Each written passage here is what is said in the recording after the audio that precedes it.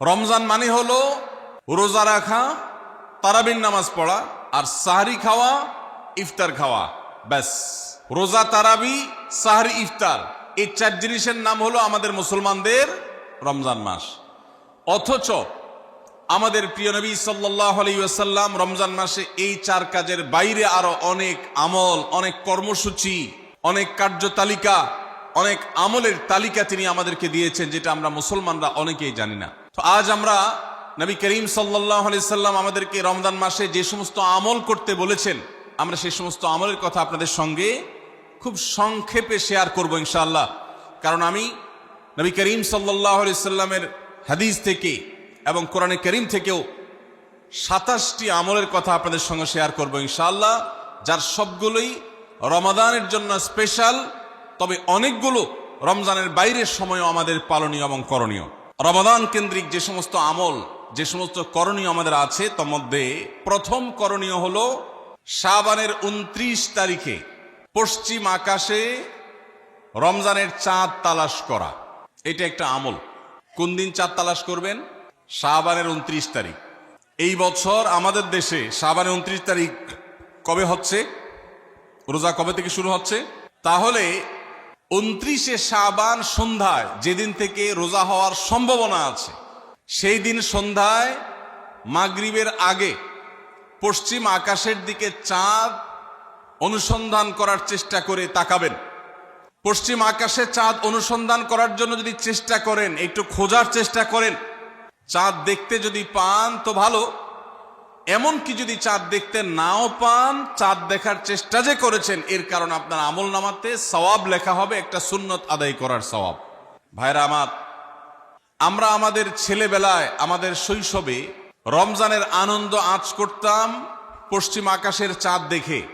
ঈদের আনন্দের সূচনা এবং শুরুই হতো ঈদের চাঁদ দেখার মধ্য দিয়ে। এমন একটা সময় আমরা এখন এসে পৌঁছেছি, যেই সময়ে সবাই চাঁদ তালাশ করে, কিন্তু সেটা আকাশে না, ফেসবুকে। ঠিক না বে ঠিক? চাঁদ কি ফেসবুকে উঠে না আকাশে উঠে? তাহলে সবাই যদি ফেসবুকে চাঁদ তালাশ করেন, আকাশে চাঁদ দেখবে কে? ও ইসলামী ফাউন্ডেশনের হেলাল কমিটি, চাঁদ দেখা কমিটির কিছু মানুষ, তাদের উপরে নির্ভর করে 18-20 কোটি মানুষ তারা ফেসবুকে তাকায় আস। এটা খুবই দুর্ভাগ্যজনক একটা বাস্তবতা। নবী করিম সাল্লাল্লাহু আলাইহি সাল্লামের হাদিসটা আমরা লক্ষ্য করি, তিনি বলেছেন, সুমু লিরুয়াতিহি ওয়া আফতিরু লিরুয়াতিহি, তোমরা চাঁদ দেখে সিয়াম সাধনা করবে, চাঁদ দেখে রমাদান উদযাপন করবে, চাঁদ দেখে রমাদানের ইবাদত বন্দেগী করবে, আর চাঁদ দেখে তোমরা ঈদ উদযাপন করবে। চাঁদ দেখে তিনি আমাদেরকে রোজা রাখতে বলেছেন, অতএব চাঁদ দেখতে হবে কি হবে না?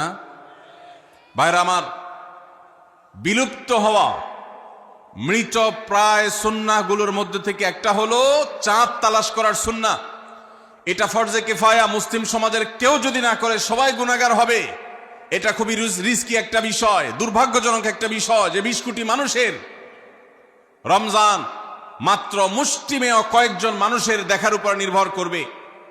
ভাইরা আমার, আমরা পশ্চিম আকাশে চাঁদ দেখার চেষ্টা করব ইনশাআল্লাহ। যদি চাঁদ দেখতে পান আপনি, তাহলে নবী সাল্লাল্লাহু আলাইহি সাল্লামের সেখানে একটা দোয়া পড়বেন, আল্লাহুম্মা আহিল্লাহু আলাইনা বিল ইয়ুমনি ওয়াল ঈমান ওয়াস সালামাতি ওয়াল ইসলাম রব্বি ওয়া রাব্বুকাল্লাহ। চাঁদকে লক্ষ্য করে বলবেন, চাঁদের সাথে কথা বলবেন। চাঁদ আপনার কথা হয়তো বুঝবে না, কিন্তু আল্লাহর এরকম সৃষ্টি যারা আমাদের কথা বুঝতে পায় না, তাদেরকে লক্ষ্য করে কিছু বলার মানে হলো আপনি মূলত আপনার মনের আকুতিকে প্রকাশ করছেন। চাঁদকে লক্ষ্য করে নবী সাল্লাল্লাহু আলাইহি সাল্লাম চাঁদ দেখলে পড়তেন, আল্লাহুম্মা আহিল্লাহু আলাইনা বিল ইয়ুমনি ওয়াল ঈমান। হে আল্লাহ, এই যে চাঁদ আমি দেখতে পাচ্ছি, এই চাঁদের পুরো মাসটাকে যে আমার জন্য বরকত এবং ঈমান দিয়ে পরিপূর্ণ করে দিন। এই চাঁদ পুরো মাস জুড়ে থাকবে, অতএব এই পুরো মাস জুড়ে এই চন্দ্র মাসে আমি আপনার কাছে আমার জীবনে প্রভূত বরকত, কল্যাণ এবং ঈমান আপনার কাছ থেকে চাই। ওয়াস সালামাতি ওয়াল ইসলাম, এবং আমি নিরাপত্তা চাই এই চাঁদ এই চান্দ্র মাস আমার জন্য যেন নিরাপদ হয় এবং ইসলামের সাথে যেন এই মাস আমি অতিবাহিত করতে পারি, ইমানের সাথে যেন অটল অবিচল থাকতে পারি। রব্বি ও রব্বুকাল্লাহ, হে চাঁদ, তোমার সৃষ্টিকর্তা পালনকর্তা আর আমারও পালনকর্তা এক আল্লাহ।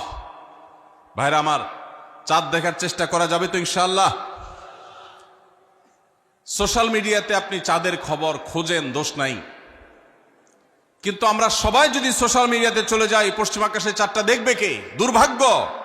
মসজিদ মাদ্রাসার ছাত্ররা, ওলামা একরাম, তারাও চাঁদ তালাশ করতে দেখা যায় খুবই কম, খুবই নগণ্য। আল্লাহ তাআলা আমাদের সবাইকে মৃত প্রায় সুন্নাহকে জিন্দা করার তৌফিক দান করুন। এই বছর 29শে রমাদান শুক্রবারে হবে না শনিবারে হবে? কে কে চাঁদ দেখবেন হাত তোলেন। আল্লাহ আমাদের সবাইকে চাঁদ দেখার তৌফিক দান করুন। মৃত সুন্নাহকে জিন্দা করার নিয়ে তো চাঁদ দেখবেন ইনশাআল্লাহ। আল্লাহ আমাদের সবাইকে আমল করার তৌফিক দান করুন। ভাইরা আমার, তাহলে রমজান কেন্দ্রিক প্রথম আমল পেয়ে গেলাম, প্রথম কর্মসূচি পেয়ে গেলাম, সেটা হলো শাবানের শেষ তারিখে পশ্চিম আকাশে চাঁদ তালাশ করবো ইনশাআল্লাহ। নাম্বার 2, রমজানের দ্বিতীয় আমল, যেটা রমজানের প্রধান আমল মূলত কি সেটা বলেন দেখি। রমজানের প্রধান আমল কি ভাই? রোজা রাখা। মাশাআল্লাহ, উত্তর সঠিক। রমজান মাসের প্রধান আমল হলো রোজা রাখা। রোজা রাখার চাইতে এ মাসের বড় কোনো আমল হতে পারে না। রোজা রাখা রমজানের সুন্নত না মুস্তাহাব? ফরজ। ফরজ মানে হলো আল্লাহর সেই নির্দেশ, যেই নির্দেশ লঙ্ঘন করলে জাহান্নামের শাস্তি অবধারিত, জাহান্নামের শাস্তি এড়ানো যাবে না, যে নির্দেশ মান্য করা আবশ্যক, এরকম একটি ফরজ। ইসলামের স্তম্ভ কয়টা ভাই? 5টা। নবী করিম সাল্লাল্লাহু আলাইহি সাল্লাম বলেছেন, বুনিয়াল ইসলামু আলা খামস, ইসলাম দাঁড়িয়ে আছে 5টি ফাউন্ডেশনের উপরে, 5টি খুঁটির উপরে, 5টি ভিত্তির উপরে। সেই 5টি ভিত্তির 1 নম্বর হলো শাহাদাতি আল্লাহ ইলাহা ইল্লাল্লাহ ওয়া আন্না মুহাম্মাদান রাসূলুল্লাহ, আল্লাহ ছাড়া ইবাদত এবং উপাসনার উপযুক্ত আর কেউ নাই, আর মুহাম্মদ সাল্লাল্লাহু আলাইহি সাল্লাম আল্লাহর পাঠানো রাসূল, এই কথার সাক্ষ্য মুখে দেওয়া, এটা হলো 1 নম্বর স্তম্ভ। স্তম্ভ নম্বর 2, 5 ওয়াক্ত নামাজ আদায় করা। স্তম্ভ নম্বর 3, যাকাত আদায় করা, যাদেরকে আল্লাহ সামর্থ্য দিয়েছেন, সচ্ছলতা দিয়েছেন। স্তম্ভ নম্বর 4, হজ করা। স্তম্ভ নম্বর 5, রমজানের রোজা রাখা। তবে অনেক হাদিসে রমজানের রোজাকে 4 নম্বরে আর হজকে 5 নম্বরে রাখা হয়েছে। তাহলে রমজান মাসের রোজা রাখা এটা শুধু ফরজ না, মৌলিক ফরজ। নবী করিম সাল্লাল্লাহু আলাইহি সাল্লাম বলেছেন, যদি কেউ জীবনে একটি রোজাও শরিয়া গ্রাহ্য ওযর ছাড়া কেউ যদি ভঙ্গ করে, রোজা না রাখে, রমজানের পরে যদি সে সারা জীবনও রোজা রাখে, দায় মুক্ত হয়তো হয়ে যাবে, সে কাজা আদায় করেছে, কাফারা আদায় করেছে, দায় মুক্ত হয়তো হয়ে যাবে, কিন্তু রমজানের একটা রোজা রেখে আল্লাহর কাছে যে পরিমাণ মর্যাদার অধিকারী হওয়ার কথা, সারা জীবন রোজা রেখেও রমজানের ওই একটা রোজার ক্ষতিপূরণ করা সম্ভব নয়। এই জন্য সবাই রমজান মাসে ফরজ রোজা রাখবো তো ইনশাআল্লাহ। সকল প্রাপ্তবয়স্ক সুস্থ ইমানদারের জন্য রমজানের রোজা রাখা ফরজ। ভাইরা আমার, পৃথিবীতে আজ অনেক বিজ্ঞানী রোজা বা ফাস্টিং এর উপরে গবেষণা করে অনেক বড় বড় পদক, অনেক বড় বড় পুরস্কার জিতেছে। এখন ডাক্তাররাও আমাদেরকে বলে যে একটা সময় আমরা যেন ফাস্টিং করি, একটা সময় আমরা যেন না খেয়ে থাকি, এটা আমাদের স্বাস্থ্যের জন্য ভালো। নবী সাল্লাল্লাহু আলাইহি সাল্লাম সেই ১৫০০ বছর আগে আল্লাহর দেয়া বিধান আমাদেরকে জানিয়েছেন। রমজানে পুরো মাস রোজা, শাবানে মুহররমে বেশি বেশি নফল রোজা, সোমবার বৃহস্পতিবার সাপ্তাহিক রোজা, চাঁদের ১৩, ১৪, ১৫ আইয়ামে বীজের মাসিক রোজা। নিয়মিতভাবে এই রোজা, এই সিয়ামগুলো যদি পালন করি আমরা, তাহলে আল্লাহর সন্তুষ্টি এবং জান্নাত লাভ যেমন হবে, ঠিক একইভাবে আমরা দুনিয়াতে সুস্থ সবল থাকতে পারবো। আমাদের শরীরে অতিরিক্ত যে চর্বি তৈরি হয়, বিশেষ করে আজকের বিশ্ব বাস্তবতায়, এই চর্বিগুলোকে বার্ন করার জন্য রোজার কোনো বিকল্প নাই। যদিও চর্বি বার্নের উদ্দেশ্যে রোজা রাখলে সে রোজা রোজা নয়। আমাদের উদ্দেশ্য হবে আল্লাহর সন্তুষ্টি অর্জন, পাশাপাশি পার্থিব উপকারিতা এমনি পেয়ে যাব। আল্লাহ আমাদের সবাইকে রমজান রোজা রাখার তৌফিক দান করুন। ভাইরা আমার, নবী করিম সাল্লাল্লাহু আলাইহি ওয়াসাল্লাম তিনি বলেছেন, যে ব্যক্তি রমজানে ঈমান এবং ইখলাসের সাথে আল্লাহকে খুশি করবার জন্য রমজান রোজা রাখবে, আল্লাহ তার পূর্বের সমস্ত গুনাহ মাফ করে দিবেন। অনেক যুবক আছেন গ্যাস্ট্রিকের অজুহাতে, অনেকে আছেন প্লাস্টিকের অজুহাতে রোজা রাখেন না। কারো গ্যাস্ট্রিক, কারো প্লাস্টিক। সামান্য একটু রোজা রাখতে যে যুবক পারে না, সে নিজেকে মুসলিম দাবি করে কোন মুখে? মাত্র 12-14 ঘন্টা যে না খেয়ে থাকার মতো চ্যালেঞ্জ নিতে পারে না, সে আবার কিসের মুসলমান দাবি করে নিজেকে? এই জন্য ভাইরা সবাই রোজা রাখবো তো ইনশাআল্লাহ। বাসা বাড়িতে বাচ্চাদেরকে কৈশোর বয়স থেকে তাদেরকে রোজা রাখতে শেখাবেন। সাহাবায়ে কেরাম আশুরার রোজা পর্যন্ত বাচ্চাদেরকে রাখাতেন এবং তাদেরকে খেলনা দিয়ে ভোলাতেন, রোজা রাখতে তাদের সাহায্য করতেন। আজ এমন এক প্রজন্ম আমরা গড়ে তুলছি, যেই প্রজন্ম শুধু ভোগ শিখেছে, ত্যাগ শিখে নাই। বাচ্চা কাচ্চাদেরকে দেখবেন মা বাপ বড় বড় মোবাইল, স্মার্টফোন তাদের হাতে তুলে দিচ্ছেন। তারা মুখ দিয়ে কোনো কথা বললেই সেটা নেওয়ার জন্য, কেনার জন্য বাপ মা অস্থির ব্যাকুল হয়ে যাচ্ছেন।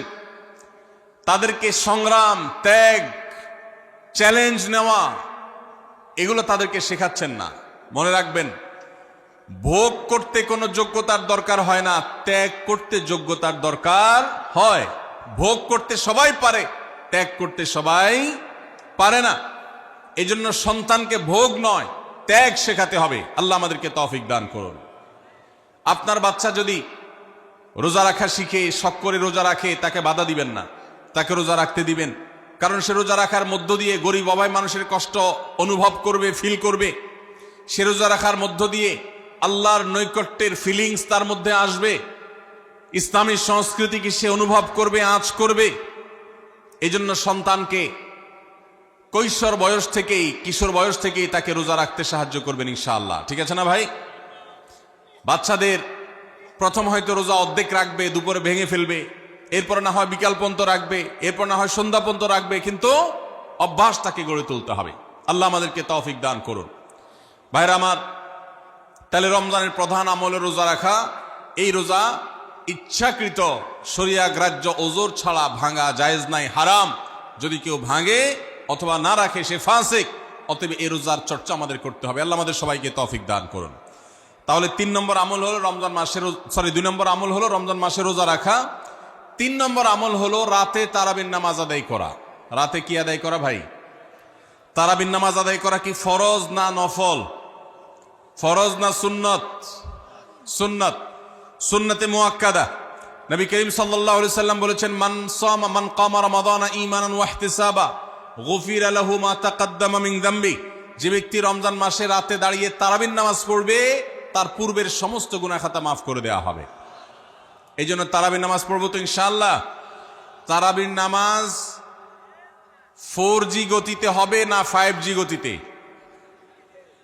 কি বলেন? 4G না 5G?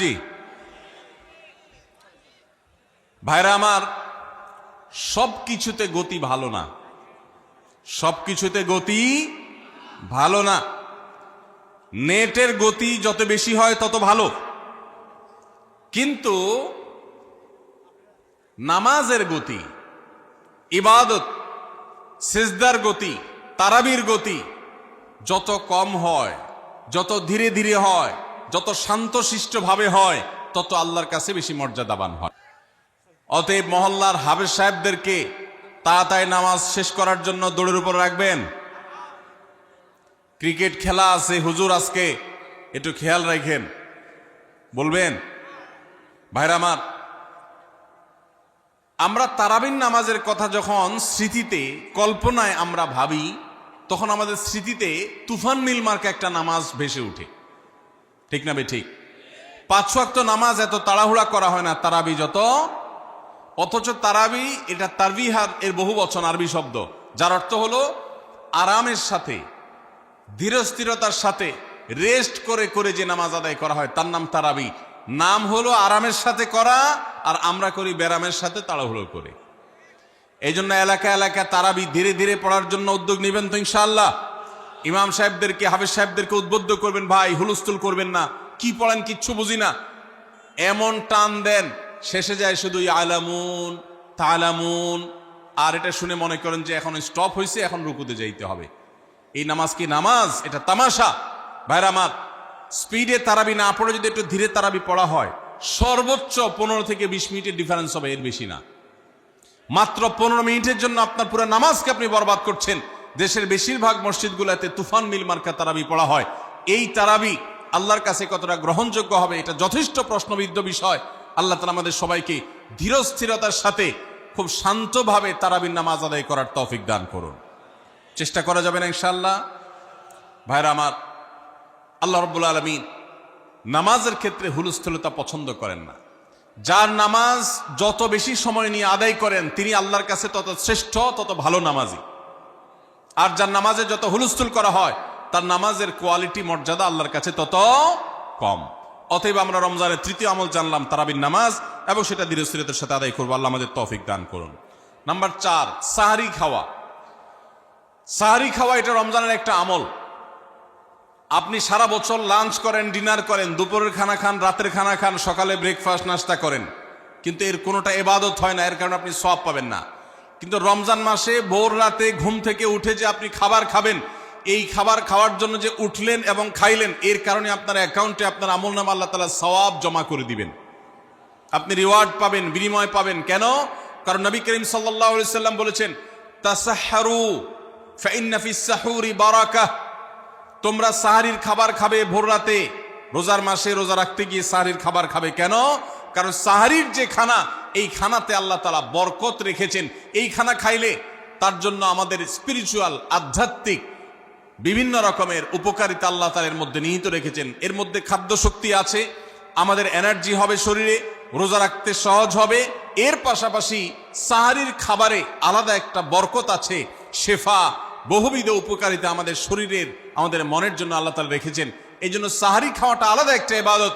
যদি আপনার সন্ধ্যা রাত্রে বেশি খাওয়া হয়ে যায়, সাহারিতে খানা খাওয়ার মতো মুড না থাকে, অন্তত এক ঢোক পানি, একটা খেজুর, সামান্য কিছু খেয়ে হলেও আপনি সাহারি খাবেন এবং তাতে আপনি সওয়াব পাবেন। কোনো কারণে যদি সাহারি খেতে না পারেন, রাতে উঠতে পারেন নাই, অ্যালার্ম বাজছে কিন্তু শুনেন নাই, উঠে দেখেন ফজরের আজান হয়ে গেছে, তাহলে ওই দিনের রোজা কি হবে নাকি হবে না? হবে।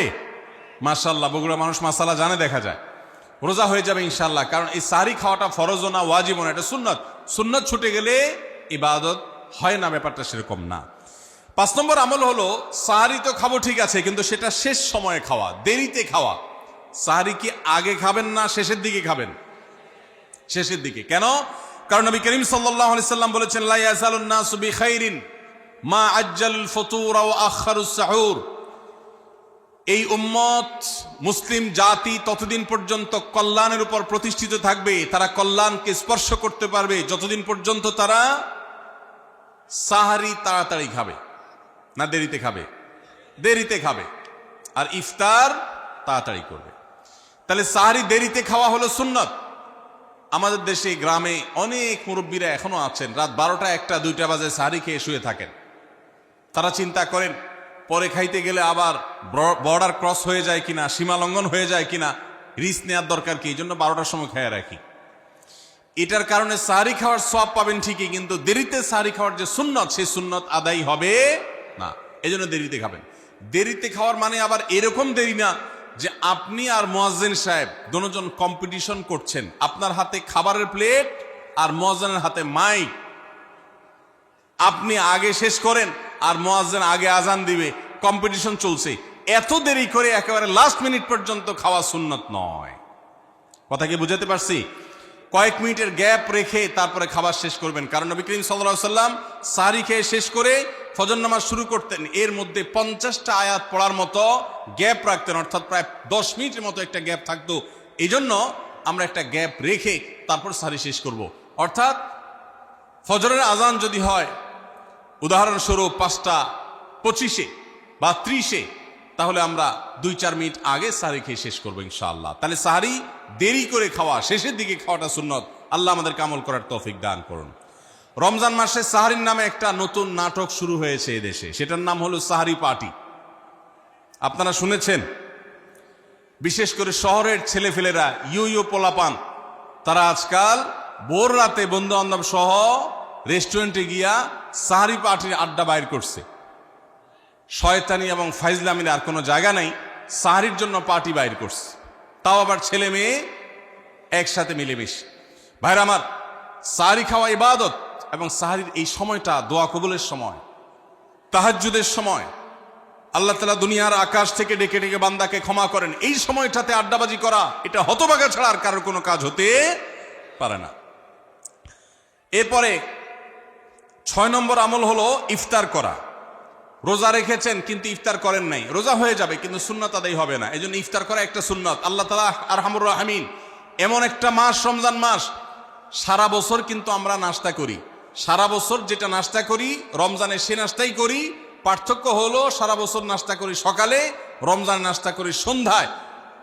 মানুষ দীর্ঘ সময় না খেয়ে থাকার পরে যে খাবার খায় সেটাকেই ব্রেকফাস্ট বলে, সেটাকেই নাস্তা বলে। আরবিতে যে ইফতার বলা হয়, এই ইফতার শব্দের অর্থ কিন্তু নাস্তা।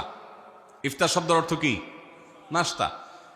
সারা বছর নাস্তা খেলে কোনো সওয়াব হবে, কিন্তু রমজান মাসে আপনি যদি সারাদিন উপবাস থাকার পর সন্ধ্যায় ব্রেকফাস্ট করেন, অর্থাৎ ইফতার করেন, তাহলে আল্লাহ তাআলা আপনাকে সুন্নাত পালন করার সওয়াব দিবেন। এই জন্য ভাই, ইফতার করা একটা সুন্নাত। 7 নম্বর, ইফতার আবার তাড়াতাড়ি করা আরেকটা সুন্নাত। এটা 7 নম্বর আমল, ইফতারটা একটু তাড়াতাড়ি করা। তাড়াতাড়ি করা মানে কি? সূর্য ডুবার 2-4 মিনিট আগে। কি বলেন? তাহলে তাড়াতাড়ি কেমনে হলো? তাড়াতাড়ি মানে হলো সূর্য ডুবার সাথে সাথে করা, বিলম্ব বা দেরি না করা। নবী করিম সাল্লাল্লাহু আলাইহি ওয়াসাল্লামের এই হাদিস আবারও আমরা স্মরণ করি। তিনি বলেছেন, লা ইয়াজালুন নাসু বিখাইরিন মা আজ্জালুল ফুতুর ওয়া আখারুস সুহুর। এই মানুষ, এই উম্মত ততদিন কল্যাণের উপরে প্রতিষ্ঠিত থাকবে যতদিন তারা ইফতার তাড়াতাড়ি করবে আর সাহরি দেরিতে করবে। ইফতার তাড়াতাড়ি করা এর মানে হলো সূর্য ডুবছে আর দেরি করবেন না। শিয়ারা এবং ইহুদিরা, তাদের মধ্যে রোজা আছে, ফাস্টিং আছে, তারা সেই রোজায় ইফতার করে হলো চতুর্দিক অন্ধকার হয়ে যাওয়ার পর, সূর্য ডুবার পর পর ইফতার করে না। তো এই জন্য নবী সাল্লাল্লাহু আলাইহি সাল্লামের আদর্শ হলো তার বিপরীত, অর্থাৎ সূর্য ডুবার পর পর ইফতার করে ফেলা, অতিরিক্ত বিলম্ব না করা। আল্লাহ আমাদেরকে আমলের তৌফিক দান করুন। 8 নম্বর আমল হলো ইফতারের দোয়া পড়া। ইফতারের দোয়া জানা আছে ভাই? কি দোয়া? আমরা একটা দোয়া কমন জানি বাংলাদেশে মানুষ, সেটা হলো আল্লাহুম্মা লাকা সুমতু আলা রিজকিকা আফতারতু। এটাও হাদিসে বর্ণিত হয়েছে, কিন্তু হাদিসের সনদ নিয়ে অনেকে কোনোটা নিয়ে আলাপ তুলেছেন, প্রশ্ন তুলেছেন। আল্লাহুম্মা লাকা সুমতু মানে হলো, হে আল্লাহ, আপনার উদ্দেশ্যে রোজা রেখেছি, ওয়া আলা রিজকিকা আফতারতু, এবং আপনার দেওয়া রিজিক দিয়ে ইফতার করেছি। আর ইফতারের আরেকটা দোয়া হলো যাহাবাজ জামা ওয়াবতাল্লাতিল উরুক ওয়া সাবাতাল আজরু ইনশাআল্লাহ। এটা একটা দোয়া। যদি এগুলো দোয়ামূলক নয়, আমরা দোয়া বলছি, এটা মূলত আল্লাহর কাছ থেকে একটা প্রত্যাশা। এর অর্থ হলো যাহাবাজ জামা, আমার পিপাসা দূর হয়ে গেছে,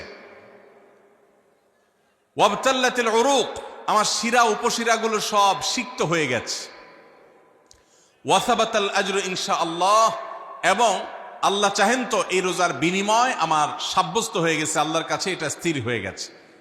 এটা হলো ইফতারের দোয়া। ইফতারের দোয়াটা কি ইফতারের আগে করব না পরে করব? ইফতারের দোয়াটা যারা ইফতারের আগে করার পক্ষে তারা হাত তোলেন। অল্প সংখ্যক মানুষ। আর বাকিরা সবাই কি পরের পক্ষে না মাঝখানের পক্ষেও আছেন লোক? সব পরের। মাশাআল্লাহ, সব সূক্ষ্ম সূক্ষ্ম মাসআলা দেখি গাবতলী মানুষ জানে, মাশাআল্লাহ, অনেক অগ্রসর দেখা যায়। আল্লাহ আমাদের সবাইকে দ্বীনের জন্য কবুল এবং মঞ্জুর করুন, মাশাআল্লাহ। ভাইরা আমার, ইফতারের দোয়াটা ইফতারের পরে করতে হয়, যেটা বেশিরভাগ মানুষ জানে না, কিন্তু আমি অবাক হলাম যে এখানে বেশিরভাগ মানুষ আপনারা জানেন, মাশাআল্লাহ, নলেজেবল মানুষ, বোঝা গেছে। ইফতারের দোয়ার অর্থের দিকে তাকালেই তো বোঝা যায় এটা আগে না পরে। দোয়ার অর্থের মধ্যে তাকালে আমরা দেখতে পাচ্ছি যে আল্লাহ শিরা উপশিরা সিক্ত হয়ে গেছে, পিপাসা দূর হয়ে গেছে, এগুলো তো ইফতারের পরেই হয়।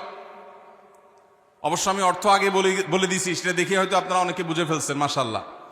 তো যাই হোক, ইফতারের শুরুতে বিসমিল্লাহ বলে ইফতার করব, আর শেষে এই দোয়া পড়বো। আল্লাহ আমাদেরকে আমলের তৌফিক দান করুন। 9 নম্বর হলো সাহরি এবং ইফতারে খেজুর খাওয়া। খেজুর দিয়ে সাহরি ইফতার করা। ইফতারে আপনি অন্য যা খান না খান, খেজুর দিয়ে খাবেন। নবী সাল্লাল্লাহু আলাইহি সাল্লাম আদা পাকা আদা খেজুর দিয়ে ইফতার করতেন, যেটাকে রোতাব বলা হয়। আর যদি সেটা না পাওয়া যেত সাধারণ যে কোনো খেজুর, সেটাও না পাওয়া গেলে একটু পানি খেয়ে তারপর তিনি ইফতার করতেন। আমরা ইফতারে খেজুর খেতে হয় সুন্নাহ, এটা আমরা জানি, কিন্তু যেটা জানি না সেটা হলো সাহারিতে খেজুর খাওয়া। ভোর রাতে সাহারিতে খেজুর খাওয়া সুন্নত, এটা আগে কে কে জানতেন? হাত তোলেন। আগে জানতেন? মাশাআল্লাহ, হাত নামান। গত বছর রমজানে সাহারিতে ভাত তরকারি যাই খাইছেন না খাইছেন, একটা হলো খেজুর খাইছেন, কারা কারা হাত তোলেন? মাশাআল্লাহ, এদিকে সব আমল করা মানুষ, মাশাআল্লাহ। তাহলে তার ওয়াজ টোয়াজের কোনো দরকার নেই। এত নলেজেবল মানুষ, এত আমলদার মানুষ যদি এলাকায় থাকে, তাহলে ওয়াজের দরকারটা কি? আল্লাহ আমাদের সবাইকে আমলের তৌফিক দান করুন। ভাইরা আমার, ইফতারে খেজুর খাওয়া যেমন সুন্নাত, সাহরিতেও খেজুর খাওয়া সুন্নাত, কিন্তু খেজুর খাওয়া কোনো ফরজ ওয়াজিব না। খেজুরের দাম বেশি হয়ে গেছে, আপনি কিন্তু অপারক। যদি একটা খেজুরও পুরো রমজানে না খান, আপনার রোজার কোনো অসুবিধা হবে।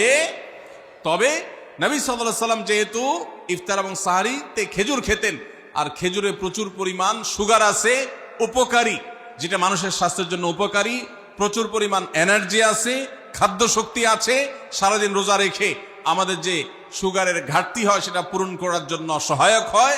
এই জন্য সাহরি এবং ইফতারে খেজুর খাওয়া এমনিতেও উপকারী। আর নবী সাল্লাল্লাহু আলাইহি ওয়াসাল্লামের সুন্নাত, তিনি বলেছেন নি'মা সাহুরুল মুমিনি আত-তামার, ইমানদারের সাহারির আইটেমের মধ্যে সবচেয়ে বেস্ট উত্তম হলো খেজুর।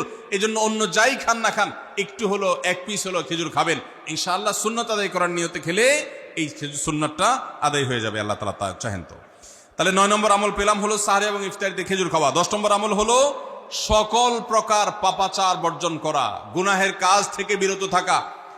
এইটা হলো রমজান মাসের দ্বিতীয় সর্বোচ্চ গুরুত্বপূর্ণ আমল। সিরিয়ালে আমরা 10 নম্বরে বলেছি, কিন্তু 27টা রমজানের স্পেশাল আমলের মধ্যে সবচেয়ে গুরুত্বপূর্ণ আমল হলো রোজা রাখা, আর দ্বিতীয় সর্বোচ্চ গুরুত্বপূর্ণ আমল হলো সব ধরনের পাপাচার বর্জন করা, গুনাহের কাজ ত্যাগ করা। যদি কেউ রমজানে রোজা রাখে, আবার চোখ দিয়ে হারাম জিনিস মোবাইলে দেখে, স্ক্রিনে দেখে, পত্রিকার পাতায় দেখে, অফলাইনে দেখে, পরনারীর দিকে তাকায় থাকে, সে যদি কান দিয়া হারাম জিনিস শুনে, গান বাদ্য, এই সমস্ত কিছু সে যদি উপভোগ করে, তাহলে তার এই রোজা আর উপোস থাকার মধ্যে কোনো পার্থক্য। মনে রাখবেন, রোজা শুধু পেটের হয় না, রোজা চোখের হয়, রোজা কানের হয়, রোজা হাতের হয়, রোজা মুখের হয়, রোজা শরীরের প্রত্যেকটা অঙ্গ প্রত্যঙ্গের হয়। একজন মানুষ যখন তার পুরো শরীরের রোজা করে, সে যখন সকল অঙ্গ প্রত্যঙ্গ দিয়ে আল্লাহর আনুগত্য করে, আল্লাহর নাফরমানি থেকে বেরিয়ে আসে, তখন সে সত্যিকারের রোজাদার হয়। আর যে শুধুমাত্র দিনের বেলায় পানাহার বর্জন করে, যৌনাচার বর্জন করে, আর সমস্ত পাপাচার অপকর্ম সে যথারীতি অন্য সময়ের মতো রমজান মাসেও করে, এই রোজাদার পেটের রোজা রেখেছে, কিন্তু তার শরীরের অন্য অন্য অঙ্গ প্রত্যঙ্গগুলো আল্লাহর কথা শুনে নাই, সো সেগুলো কিন্তু রোজা রাখে নাই। এই রোজা আল্লাহর কাছে মাকবুল এবং গ্রহণযোগ্য রোজা হতে পারে না। অতএব আমরা রমজান মাসে সব ধরনের গুনাহের কাজ বর্জন করবো তো ইনশাআল্লাহ। প্রিয় ভাইরা আমার, রোজা কিন্তু আমাদের সাথে কথা বলে। রোজার ভাষা আমরা অনেকে জানি না, কি বলে সেটা অনেকে বুঝি না, কিন্তু রোজা আমাদের সাথে কথা বলে। কি কথা? সিয়াম শব্দের অর্থ, আমরা যেটাকে রোজা বলছি সেটা কোরআনের ভাষায় বলা হয় সিয়াম, হাদিসে বলা হয়েছে সেটাকে সওম বা সিয়াম। এই সওম বা সিয়াম একই শব্দ, এর অর্থ হলো বিরত থাকা। এর অর্থ হলো কি ভাই? বিরত থাকা, ব্রেক দিতে জানা। আল্লাহ রাব্বুল আলামিন রোজার মতো ইবাদত দিয়েছেন আমাদেরকে জীবনে ব্রেক দেওয়ার অভ্যাস গড়ে তোলার জন্য। আমরা যেন ব্রেক দিতে শিখি, আমরা যেন থামতে শিখি, আমরা যেন নিজেদেরকে নিয়ন্ত্রণ করতে শিখি। ইসলামের যে বৈশিষ্ট্য, ইসলামের যে বিউটি, ইসলামের যে সৌন্দর্য, সেটা হলো ইসলাম পৃথিবীর মানুষকে আত্মনিয়ন্ত্রণ করবার কথা বলে। আজ ভোগবাদী পৃথিবীর যেদিকে তাকাবেন, চতুর্দিকে দেখতে পাবেন শুধু ভোগের হাতছানি। দুনিয়াটা মস্ত বড়, খাও দাও আর ফুর্তি করো, শুধুমাত্র ফুর্তি, ফুর্তি এবং ফুর্তি, ভোগ এবং ভোগ এবং ভোগ। গোটা পৃথিবী আপনাকে ভোগের কথা বলবে, ত্যাগের কথা বলবে না। ইসলাম আপনাকে ত্যাগের কথা বলে। আপনি ঈদ উদযাপন করবেন, ঈদ উল ফিতর, সেখানে পর্যন্ত ইসলাম বলে আগে গরিবের বাসায় ফিতরা পৌঁছাবে, তারপর তুমি ঈদগাহে যাবে, ঈদের আনন্দ করবে। আপনি কোরবানির ঈদে পশু জবাই করে গোশত খাবেন, উৎসব করবেন, ইসলাম বলে ভালো কথা তুমি উৎসব করবে, তোমাকে উৎসব করতেই দেওয়া হয়েছে, কিন্তু আগে গরিবের বাসায়ও গোশত পাঠাবে ঈদের, সেটা নিশ্চিত করবে, তার পাশাপাশি তুমি ঈদ উদযাপন করবে। আমরা যে রমজানের রোজা রাখি, এই রোজা আমাদেরকে বিরত থাকার কথা বলে। সেই বিরত থাকাটা কি? সেটা হলো আমরা যখন রোজা রাখি আমাদের পিপাসা হয়, আমাদের ক্ষুধা লাগে, পিপাসা হয়, আবার হাতের সামনে হয়তো পানিও আছে, আমার ক্ষুধা লাগে, হাতের সামনে হয়তো খাবারও আছে, কেউ দেখছেও না, সিসি ক্যামেরাও নেই, বদ্ধ রুমে কক্ষের মধ্যে, কিন্তু আমি রোজাদার। কোন রোজাদার রোজার মধ্যে খায়, পান করে? কেন? কারণ সে জানে আল্লাহ নিষেধ করেছেন। আমরা যখন ইফতার সামনে নিয়ে বসে থাকি সন্ধ্যাবেলায়, ভাইরা আমার, সারা বছর নাস্তা তো আল্লাহ তাআলা কম হোক বেশি হোক সবাইকে করার তৌফিক দেন, আমরা সবাই তো কম বেশি নাস্তা করি। সারা বছর আপনি যদি বুফে গিয়ে 100 আইটেমের নাস্তা দিয়েও আপনি খাবার গ্রহণ করেন, সকালের ব্রেকফাস্ট আপনি খান, ইফতারের সময় মাত্র 2-4টা আইটেম নিয়ে বসে থেকে আজানের জন্য, সূর্য ডুবার জন্য যে অপেক্ষা করেন, ওই অপেক্ষার সময় যে অবর্ণনীয় স্বাদ আর তৃপ্তি পাওয়া যায়, পৃথিবীর সমস্ত খাদ্য গ্রহণের মধ্যেও এই তৃপ্তি বা স্বাদ নাই। নবী সাল্লাল্লাহু আলাইহি ওয়াসাল্লাম সেজন্য বলেছেন, লিসসাইমি ফারহাতান, রোজাদার ব্যক্তিকে দুটি আনন্দ দেওয়া হয়, ফারহাতুন ইনদা ফিতরি ওয়া ফারহাতুন ইনদা লিকাই রাব্বি। একটা আনন্দ হলো ইফতারের সময়, অবর্ণনীয়, ভাষায় প্রকাশ করবার অযোগ্য, কি ভালো লাগা কাজ করে। ইফতারের জন্য আমরা বসে আছি, খাবার সামনে আছে, রকমারি শীতল শরবত সামনে আছে, রকমারি খাবারের পসরা সাজানো আছে টেবিলে, দস্তরখানে, এদিকে পেটে ক্ষুধাও আছে, কিন্তু আমরা মিনিট গুনছি, আমরা সময় দেখছি, ঘড়ির দিকে তাকিয়ে আছি, সূর্য কখন ডুববে। সূর্য ডুবেছে আর সাথে সাথে আমরা ইফতার করছি। এই যে আল্লাহর নির্দেশের অপেক্ষা, ইসলাম রোজার মাধ্যমে আমাদেরকে সেই শিক্ষাটা দিতে চায়। রোজা আমাদের সাথে সেই কথা বলে যে দেখো, তুমি জীবনে বিরত থাকতে শিখো, গোটা পৃথিবী তোমাকে ভোগ শিখাবে, ইসলাম তোমাকে ত্যাগ শিখাবে, ইসলাম তোমাকে কন্ট্রোল করা শিখাবে। আমাদের তরুণদের চরিত্রকে নষ্ট করবার জন্য, তাদেরকে নানাভাবে উস্কানি দেওয়ার জন্য, বিনোদনের নামে, নিউজের নামে, বিজ্ঞাপনের নামে, বিভিন্ন নামে অশ্লীল নানা দৃশ্য, খোলামেলা দৃশ্য তাদের সামনে দেখানো হয়, ভোগের আহ্বান করা হয়। ইসলাম বলে, হে মুসলিম তরুণ, তোমার চোখের এরিয়ার মধ্যে কোনো পরনারী, কোনো সুন্দরী নারী পড়ে গেছে, তুমি আঁচ করতে পেরেছ, সাথে সাথে তোমার দৃষ্টিকে তুমি নিয়ন্ত্রণ করো, অবনত করো। কুল্লিল মুমিনিনা ইয়াগুদ্দু মিন আবসারিহিম ওয়া ইয়াহফাযু ফুরুজাহুম। আল্লাহ বলেছেন, হে রাসূল বলে দিন ইমানদার পুরুষদেরকে, তারা যেন তাদের চোখগুলোকে নামিয়ে রাখে, তাদের সম্ভ্রমকে তারা সংরক্ষণ করে। মনে রাখবেন, যা খুশি তা করতে পারা এটা যোগ্যতা নয়। নিজেকে নিয়ন্ত্রণ করলাম, যা খুশি তা করব না, এর নাম হলো যোগ্যতা। ডায়রিয়ার রোগী ডাইরেক্ট হয়ে যায়, যা খুশি যে করে, নিজের মন যেদিকে তাকে নাচায় সেদিকে নাচে, এ লোকটা অসুস্থ মানুষের মতো। আর মুসলিম যুবক, মুসলমান মানুষ, নারী পুরুষ, সে নিজেকে নিয়ন্ত্রণ করে। আল্লাহ এটা হারাম করেছেন, আমার মন চায়, চাইলেই আমি সেটা নিতে পারি, কিন্তু আমি নেব না। আমি একটা জিনিস ধরতে পারি, আল্লাহ হারাম করেছেন, সেজন্য আমি ধরবো না। এই শিক্ষাটা রমজান আমাদেরকে দেয়। অতএব রমজানের সবচেয়ে গুরুত্বপূর্ণ আমল হলো এই 10 নম্বর আমল, সেটা হলো পাপাচার বর্জন করা। নবী সাল্লাল্লাহু আলাইহি সাল্লাম বলেছেন, যে ব্যক্তি রমজানে রোজা রাখলো আর পাপাচার বর্জন করলো না, তাহলে এই রোজা রাখার উপোস থাকার ভিতরে কোনো পার্থক্য নাই। আল্লাহ আমাদের সবাইকে রমজান মাসে রোজা থেকে সকল হারাম, সকল নাজায়েজ কাজ, সকল গুনাহের কাজ ছাড়ার তৌফিক দান করুন, বলুন আমিন। ভাইরা আমার, 11 নম্বর আমল হলো অধিক পরিমাণ দোয়া করা। রমজান মাসে রোজা রেখে আমরা বেশি বেশি দোয়া করব। চলতে ফিরতে, উঠতে বসতে দোয়া করতে পারেন। আমাদের মায়েরা অনেকে শুনছেন আমাকে, রমজান মাসে আপনি গৃহস্থলী কাজ করছেন, রান্নাবাড়া করছেন, ঘর ঝাড়ু দিচ্ছেন, আর মনে মনে আল্লাহর সাথে কথা বলেন। দোয়া মানে আল্লাহর সাথে কথোপকথন। আল্লাহ, আপনি আমাকে মাফ করে দেন, আমার বাবাকে মাকে মাফ করে দেন, সন্তানগুলোকে হেদায়েত দান করেন, চোখের পানি ফেলেন। নিয়মতান্ত্রিক দোয়া, বসে বসে হাত তুলে দোয়া করবেন কেবলামুখী হয়ে। আবার চলতে ফিরতে, উঠতে বসতে, এমনকি ওযু নাই সে অবস্থায় দোয়া করবেন। নবী সাল্লাল্লাহু আলাইহি সাল্লাম বলেছেন, 3 ব্যক্তির দোয়া ফিরিয়ে দেওয়া হয় না। কয় ব্যক্তির দোয়া? সালাসুন লা তুরাদ্দু দাওয়াতুহুম, 3 শ্রেণী মানুষের দোয়া ফিরিয়ে দেওয়া হয় না। এর ভিতরে এক শ্রেণী হলেন মাজলুম, কারোর জুলুমের শিকার হয়েছে। এই ব্যক্তি জালেমের বিরুদ্ধে যে তার মনের আকুতি থাকে, বদদোয়া থাকে, আল্লাহ সুবহানাহু ওয়া তাআলা এটা ফিরিয়ে দেন না। এই জন্য পৃথিবীর ইতিহাসের কোন জালিম আপনি দেখাতে পারবেন না যেই জালিমকে আল্লাহ ছেড়ে দিয়েছেন, আল্লাহ ছাড় দিয়েছেন কিন্তু চূড়ান্ত ভাবে ছেড়ে দিয়েছেন, এমন কোন জালিম আপনি দেখাতে পারবেন না।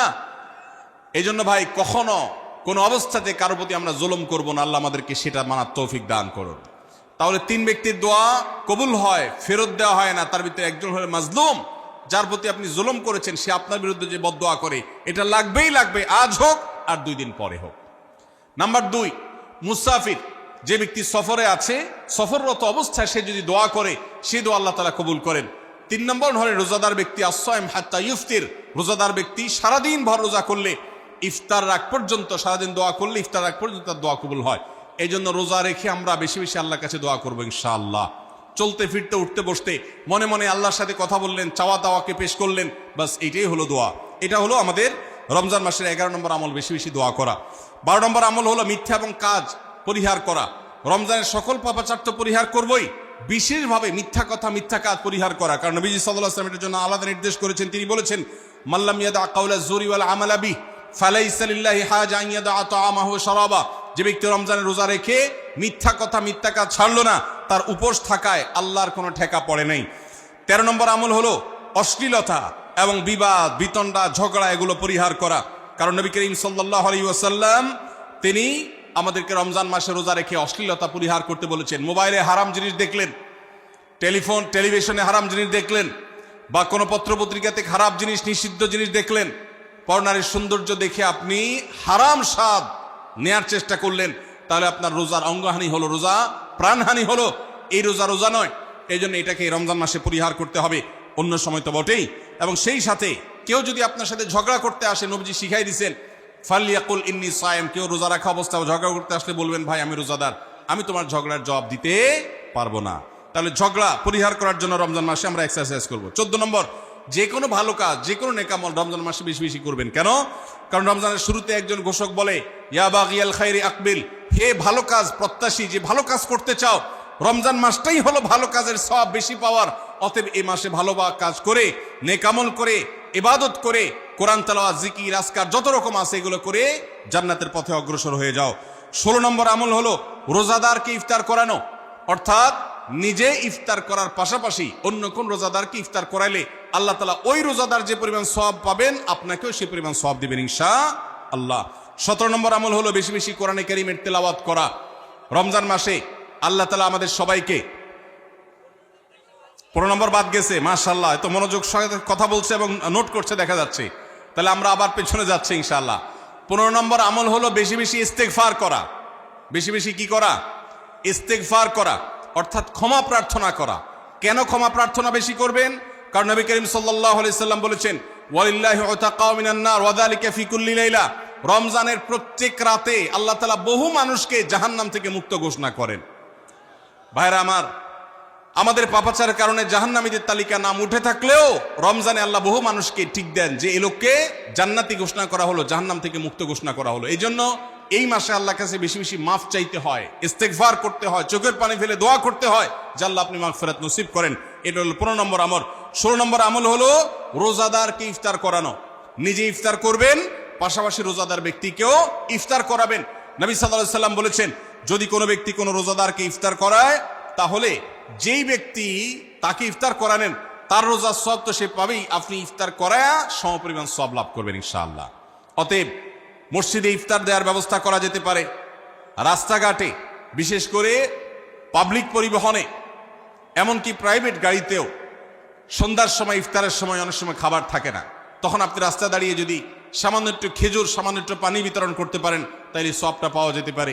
আপনার বাসায় আশেপাশে অনেক অভাবী মানুষ আছে, তাদের বাসায় আপনি ইফতার পৌঁছে দিতে পারেন, এর মাধ্যমে রোজাদারকে ইফতার করানোর সওয়াব পেতে পারেন। 17 নম্বর আমল হলো বেশি বেশি কোরআনে কারীমের তেলাওয়াত করা।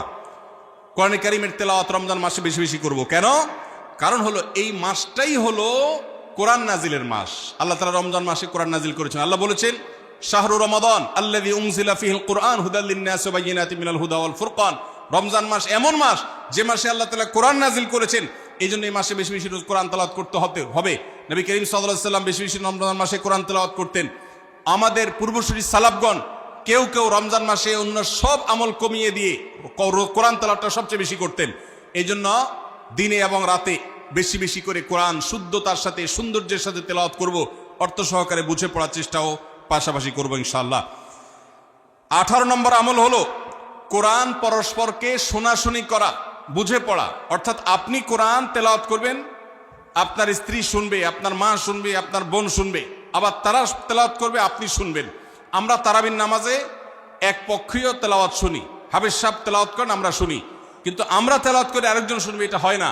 নবী সাল্লাল্লাহু আলাইহি সাল্লাম রমজান মাস আসলে জিবরিল ফেরেশতার সাথে কোরআন শোনাশুনি করতেন। জিবরিল তেলাওয়াত করতেন, নবীজি শুনতেন, আবার আমাদের নবীজি তেলাওয়াত করতেন, জিবরিল শুনতেন। এটা একটা সুন্নত। এই সুন্নতটা বিলুপ্ত হয়ে গেছে, এটা নিয়ে চর্চা নাই। এই জন্য আমরা এটা বাসা বাড়িতে নতুন করে জিন্দা করব। আল্লাহ আমাদেরকে তৌফিক দান করুন। 19 নম্বর আমল হলো দান সাদাকা বেশি বেশি করা। নবীজি সাল্লাল্লাহু আলাইহি সাল্লাম এমনিতেই প্রচুর পরিমাণ দান করতেন, কিন্তু রমজান আসলে তার দানশীলতার পরিমাণ আরো বেড়ে যেত। এই জন্য অভাবী, প্রতিবেশী, গরিব দুঃখী সবার ঘরে ঘরে আমরা আমাদের সাধ্য অনুযায়ী দান পৌঁছানোর চেষ্টা করব রমজান উপলক্ষে। এটা রমজানের 19 নম্বর স্পেশাল আমল, বিশেষ আমল। 20 নম্বর রমজানের কর্মসূচি হলো ভোর রাতে দোয়া করা। কারণ সারা বছর ভোর রাতে তাহাজ্জুদের নামাজ পড়া বা দোয়া করার সুযোগ আমাদের হয় না, কিন্তু রমজানের সাহরি খেতে তো এমনি উঠেন, অতএব এই টাইমে দোয়া কবুল হয়। 24 ঘন্টার ভিতরে দোয়া কবুলের সবচেয়ে মোক্ষম সুযোগ, সবচেয়ে আদর্শ সময় হলো এই তাহাজ্জুদের সময়টা। ভাইরা আমার, ঢাকার একটি বড় কোম্পানি, বাংলাদেশের সবচেয়ে বড় শিল্প প্রতিষ্ঠান বললে ভুল হয়তো হবে না, অন্তত এটুকু বলা যায় যে প্রথম 3-4টি বড় প্রতিষ্ঠানের একটি। এরকম একটা প্রতিষ্ঠানের একজন কর্মকর্তা বছর 2-3 আগে আমার সাথে হঠাৎ দেখা।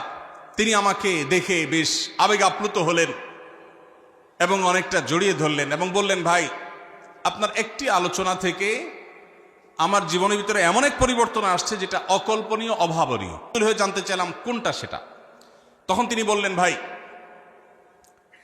আমার জীবনে এমন একটা রোগ হয়েছে, যেই রোগ ট্রিটমেন্ট করার জন্য দেশে বিদেশে বিভিন্ন জায়গায় গিয়েছি, কোনো চিকিৎসা এর আমি পাই নাই। শেষ পর্যন্ত আশাহত হয়ে চাকরি ছেড়ে দিয়ে, শহর ছেড়ে দিয়ে গ্রামে গিয়ে বসবাস করা শুরু করছি এবং মৃত্যুর জন্য অপেক্ষা করছি। এর মধ্যে আপনার একটা আলোচনার ক্লিপ আমার চোখের সামনে আসলো সোশ্যাল মিডিয়ায়, তো এটা শুনলাম। সে আলোচনাটা ছিল আল্লাহর কাছ থেকে অসাধ্য সাধন করার সময় হলো ভোর রাত তাহাজ্জুদের সময়।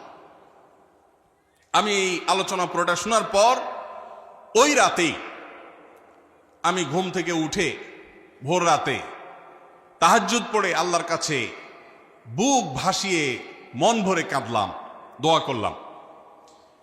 ওই ভাই বললেন যে আমি এত দোয়া করলাম, দোয়া করতে করতে দীর্ঘ সময় আমি পরিতৃপ্ত হলাম, আমার দোয়া শেষ হয়ে গেল। এরপর দোয়া করে শেষ করার পর ফজর নামাজের সময় হয়ে গেছে, আমার ফিল হলো, অনুভব হলো যে আমার শরীরে আর কোনো রোগবালাই এখন মনে হয় নাই। এবং তিনি গত 2 দিন আগেও তার সাথে আমি দেখা করলাম ঢাকায়, গতকালকে দেখা করলাম, 2 দিন আগে না, মাত্র 1 দিন আগে দেখা করলাম। তিনি এখন সুস্থ সবল হয়ে আবার তার চাকরিতে ফিরে গিয়ে স্বপদে সমহিমায় আছেন।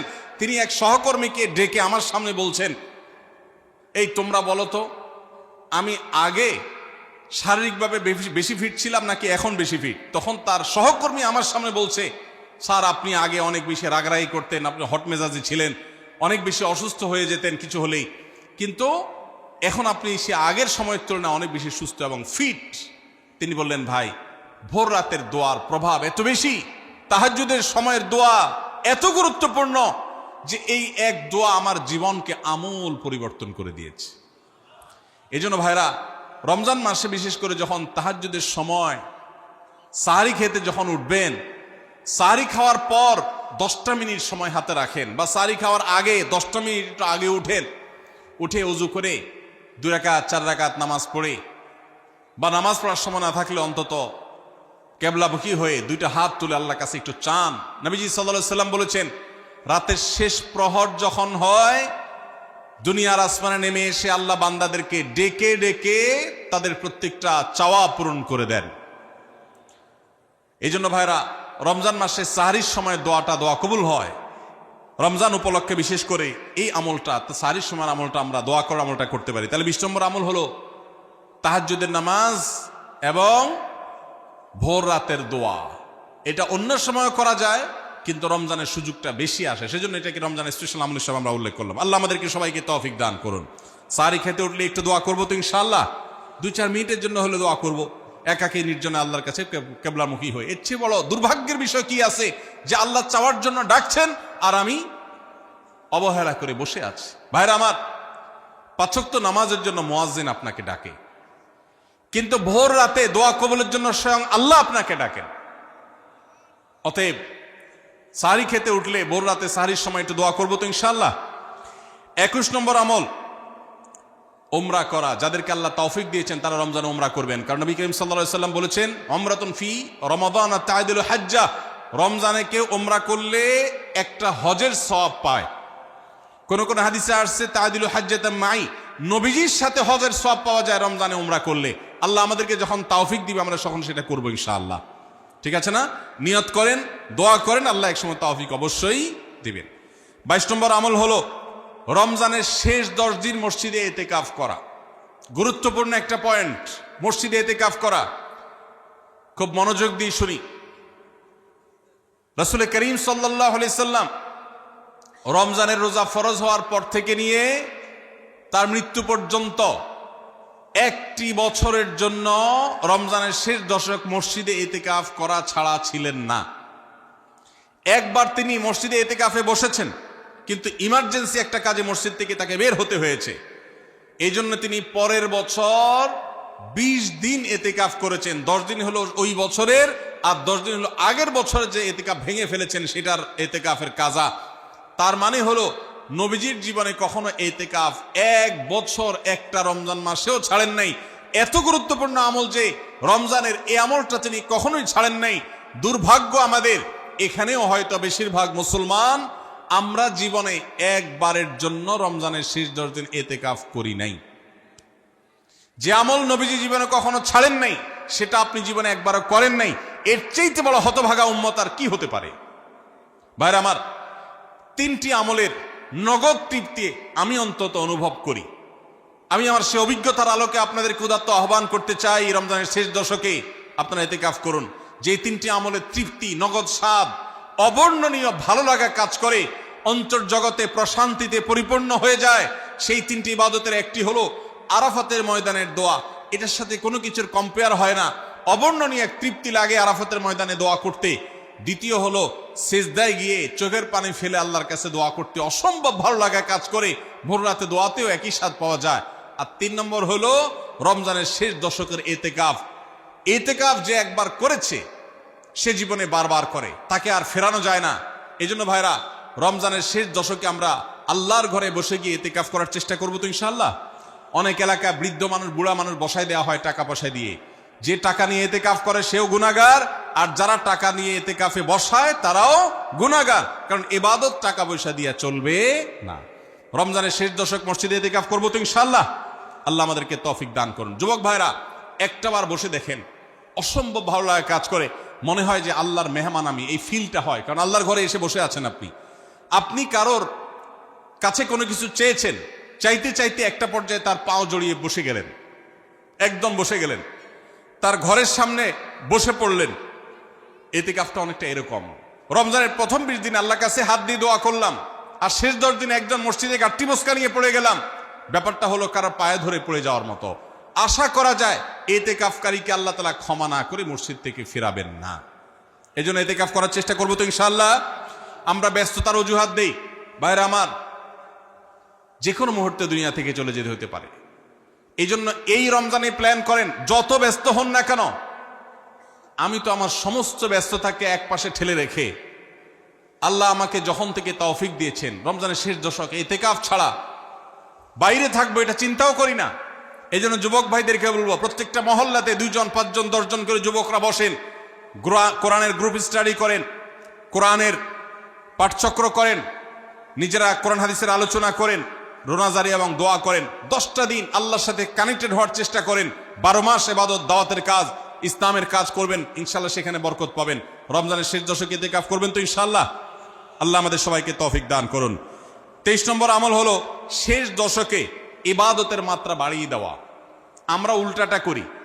আমাদের দেশে রমজানের প্রথম দশকে মসজিদ ফুল হয়ে, বারান্দা ফুল হয়ে, রাস্তায়ও মুসল্লি দাঁড়ায়। আর 10 রমজান চলে গেলে 20 রমজান পর্যন্ত বাহিরের মুসল্লি কমতে কমতে বারান্দার মুসল্লি কমে ভিতরে চলে আসে। আর শেষ 10 দিনে আসলে, ঈদের দিনগুলো যখন কাছে আসে, তখন 5 ওয়াক্ত নামাজের ওই নিয়মিত মুসল্লি ছাড়া বাকিগুলো সব উধাও হয়ে যায়। নবী সাল্লাল্লাহু আলাইহি সাল্লাম কি করতেন? তার উল্টাটা। আমাদের আয়েশা বলেছেন, কানা ইয়াজিতাহিদু ফীহি মা লা ইয়াজিতাহিদু ফী গায়রি। আমাদের নবীজি সাল্লাল্লাহু আলাইহি সাল্লাম রমজানের শেষ দশকে ইবাদতের জন্য যত কষ্ট করতেন, যত সাধনা করতেন, অন্য কোন সময় ইবাদতের জন্য এত সাধনা করতেন না। অথচ আমরা দেখা যায় শেষ দশক অবহেলা কাটাই। এই জন্য ভাইরা, শেষ দশকে ইবাদতের পরিমাণ আরো বাড়িয়ে দিতে হবে, আমলের পরিমাণ বাড়িয়ে দিতে হবে। এটাই আল্লাহ তাআলার নির্দেশনা, সেটাই রমজানের শেষ দশকের আমল। 24 নম্বর আমল হলো শেষ দশকে পরিবারকে ঘুম থেকে ডেকে তোলা। এটা আলাদা সুন্নাহ। নবী সাল্লাল্লাহু আলাইহি সাল্লাম রমজানের শেষ দশক হলে কানা ইযা দাখালাল আশর আহইয়া লাইলা ওয়া আইকাযা আহলা। তিনি পরিবারকে ঘুম থেকে ডেকে তুলতেন এবং স্ত্রী সঙ্গ ত্যাগ করতেন। শেষ দশক কোমর বেঁধে ইবাদত করতেন। এটা 24 নম্বর আমল। তাহলে শেষ দশক পরিবারকে ঘুম থেকে ডেকে তোলা।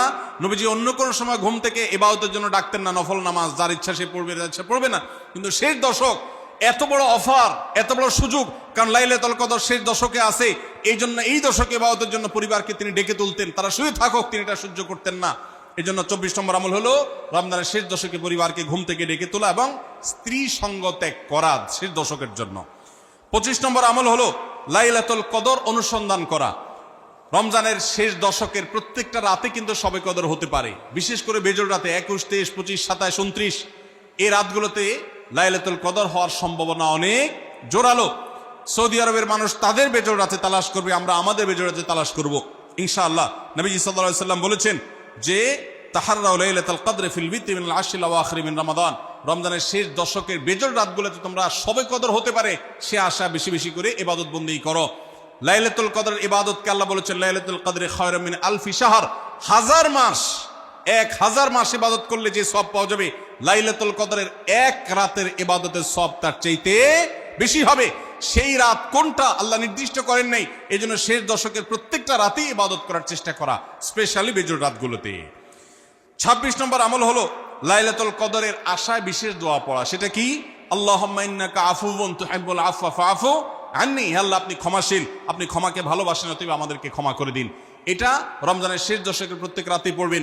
যে রাতটা একটু শান্ত শিষ্ট, একটু শীতল, একটু বৃষ্টিভাব, একটু লাইলাতুল কদরের আবহ বোঝা যায়, সেই রাতকে লাইলাতুল কদর আশা করে, প্রত্যাশা করে বেশি বেশি দোয়া পড়বেন, আল্লাহুম্মা ইন্নাকা আফুউন তুহিব্বুল আফওয়া ফাআফু আন্নি।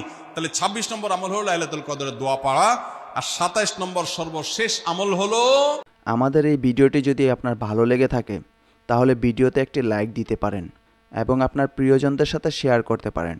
এবং এইরকম আরও ভিডিও পেতে আমাদের ইউটিউব চ্যানেলটি সাবস্ক্রাইব করে পাশে থাকা বেল আইকনটি অন করে দিন।